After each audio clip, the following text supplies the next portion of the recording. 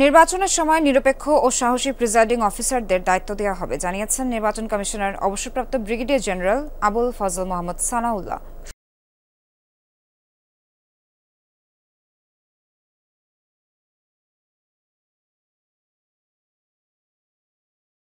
সকালে রংপুরে ভোটার তালিকা হালনাগাদের বিষয়ে ছিল মতবিনিময় সভা। তাতে যোগ দিয়ে তিনি বলেন, প্রিজাইডিং অফিসাররা সুষ্ঠুভাবে ভোট পরিচালনার সম্পূর্ণ ক্ষমতায়ন পাবেন।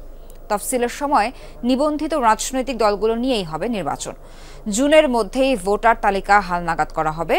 আগামী বছরের 1 জানুয়ারি থেকে নতুন ভোটাররা তালিকাভুক্ত হবেন, এমনটাও জানান আবুল ফজল মোহাম্মদ সানাউল্লাহ।